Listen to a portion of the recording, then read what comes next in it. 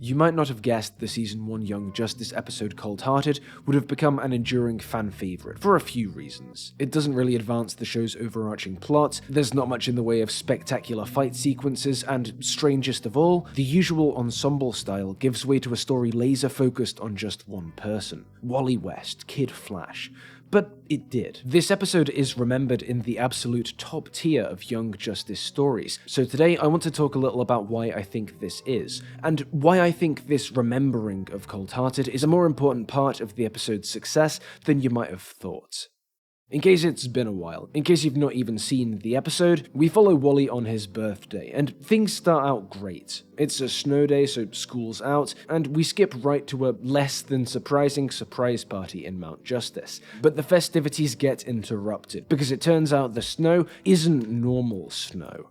Nope, it's not climate change related, it's about 15 years too early for that. It's a dastardly scheme cooked up by a bunch of ice villains in flying fortresses, and everyone, team and league, goes suit up. It's the first time the two squads are working in tandem, and everyone has their own glamorous, exciting mission. Except for Wally. Does that mean what I think it means? The league and the team fighting side by side? Whoa, really? Now that's a birthday wish come true. Kid Flash. A young girl in Seattle is in desperate need of a heart transplant. You'll need to pick up the donor heart in Boston and run it 3,000 miles across country. No!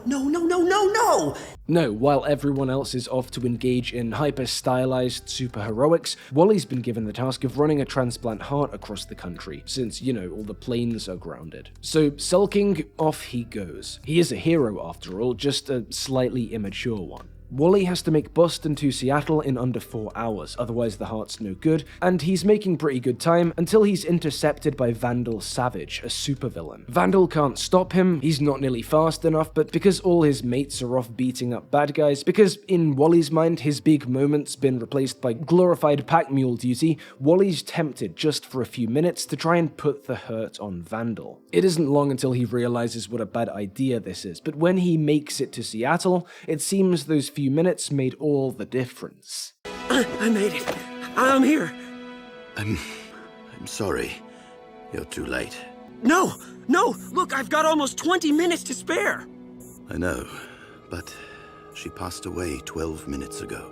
This hits hard. Wally has to confront the fact that true heroism is not the hyper-stylized combat he's more familiar with, that there's a divide between the aesthetics of heroism and the reality, and that in prioritizing the former, Wally's seemingly let an innocent die. We soon find out that the girl hasn't died, that the bloke who took the heart lied to Wally. He's been given a second chance, and he makes the most of it, but the fact that it wasn't true doesn't sap that moment, that rock bottom of its power. In that moment, it was real for Wally, and that crushing lesson was real too. It turns out the girl in question is Queen Perdita of Vlatova. She's still alive, but barely, and the heart theft was organized by Count Vertigo, a Vlatovan royal in line for the throne. He's got diplomatic immunity, so there's not a ton anyone can do to put him away, but his plan can still be thwarted. Wally, going after the heart, gets into a tussle with this would-be king, but ultimately prevails, returning the heart to the real surgeons in the nick of time before he collapses of exhaustion. When he comes to, though... Count Vertigo. That's King Vertigo to you, peasant. Perdita is dead, and the beauty of it is, I never laid a hand on her. Perdita died on the table, Vertigo is king, and he brags about the success of his plan. But there is one more twist in store for us. It's called regicide. It's called... You're busted, jerkface! Once again, the Queen's death was a fake-out, but this time, one orchestrated by Wally. Vertigo's treason is exposed, his immunity is revoked, he gets booked by Johnny Law, and things wrap up. There's a lot to like about Coldhearted, the plot twists and turns. From a visual perspective, the Arctic palette makes for some unique moments, reveals some cool new designs, and seeing the whole US snowed under really grounds the kind of high-concept threat posed by flying ice strongholds. It's fantastical, but the knock-on effects are mundane, something that most of us, in the Northern Hemisphere at least, have dealt with at some point in our lives. And the unusually close character focus is kind of a welcome change. Young Justice is a lot. Some people love that, some hate it, but for better or for worse, there's always a whole bunch going on, and a whole bunch of characters to keep track of. That's all stripped away here. All that stuff though, it makes for a good episode. Not a great one. Not yet.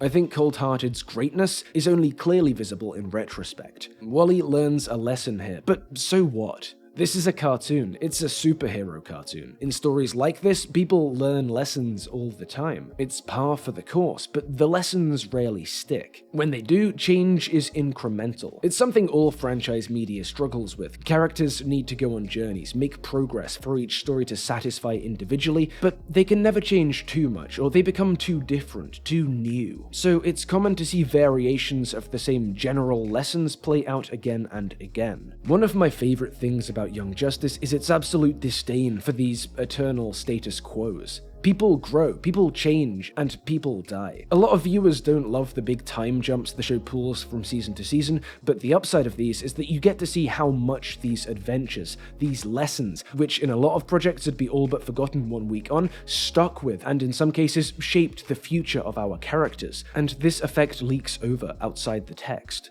The context of newer episodes, newer stories, even years later, affects how the viewer sees, understands, remembers the old. An episode like Disordered seems different after you see Black Canary getting through to Beast Boy 2 years later. A moment like Robin's realization that he doesn't want to be Batman hits diff when we've spent years with Nightwing. It hits diff again in a harder way when you've seen him fail in the same ways his mentor did. Perhaps nowhere are the effects of retrospect stronger than in Coldhearted. See, the jump from season 1 to 2 finds a lot of characters changed, really changed, but none more so than Wally. He's retired from the hero life, he's gone to uni, his rampant, insatiable flirtation is replaced with a devoted monogamy, and, well, he's grown up. He finally understands what's risked when you put on the mask, how fragile life is. Despite this, he's still Wally, he's still a hero, and we see this at the season's close when he sacrifices his life to save everyone else's. The show itself soon followed Wally's lead and kicked the bucket. When it came back years later though, when seasons 3 and 4 jumped further forward, Wally was still gone. And regardless of what an ardent subsection of the Young Justice fanbase would have you believe, it looks like if season 5 ever does happen, he's staying that way. Despite his death, the Wally of Young Justice has something not many superheroes have. A story, a real story, with a start, a middle, and an end. A story where events matter, lessons stick, and things change. When Coldhearted aired, people couldn't have known this would be the case, but now, we can see that Coldhearted is the middle. Coldhearted is a big step forward in a journey that isn't that long. Knowing this takes it from a good episode to a great one. Coldhearted's weight only reveals itself clearly in retrospect, when we know these lessons result in a lasting change.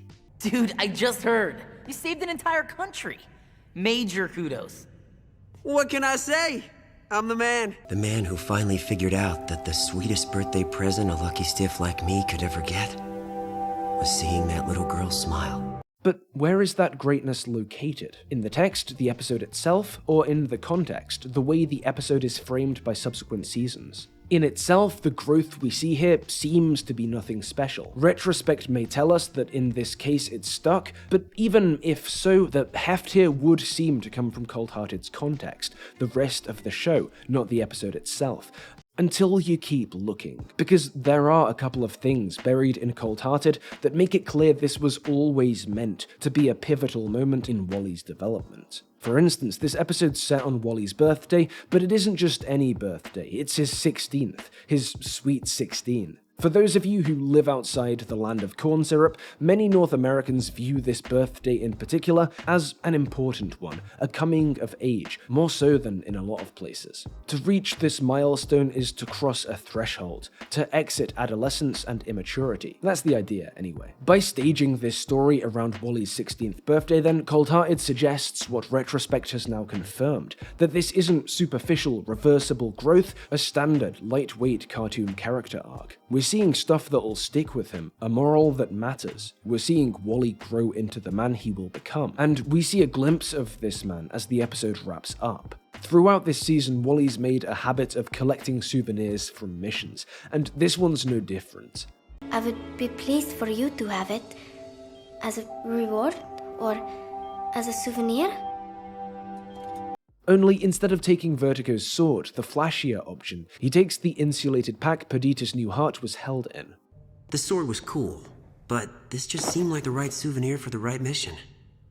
He rejects aestheticized heroism and chooses a symbol of real help, of a life saved. This decision really seals in the growth, the progression we've seen in this episode. What I love about this beat is that Wally's collection habit isn't figured as an immature relic to be outgrown. He doesn't reject the souvenirs altogether. For Coldhearted, growing up doesn't mean abandoning what you used to care about, what made you special as a teen or as a kid. It just means figuring the world out, figuring yourself out a little bit more. Wally doesn't simply reject or hold onto who he was, that identity develops. He's growing up. And during Coldhearted, we see, for the medium, a rare portrait of how that growth is earned and what it looks like. So the remembering of Coldhearted might be an important part of its greatness, but it isn't the cause of it. It's just the easiest way to see it. Context didn't make a good episode great. The seeds of greatness were there all along, were in the text. Coldhearted was always great,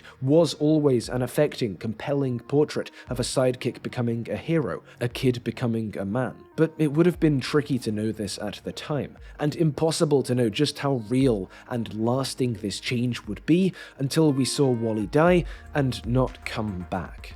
Thanks for watching. It's been a little while since the last Young Justice video, so I hope long-time viewers will have found this worth the wait. If so, make sure to like, comment, share, all that nonsense, because the better this video does, the sooner I'll follow it up. And the team and the league are cool, I guess, but the real heroes here, as always, are my Patreon supporters on screen now, especially Ryan and Emily, so thanks in particular to those guys. Farewell, stay whelmed, and I'll see you all next time.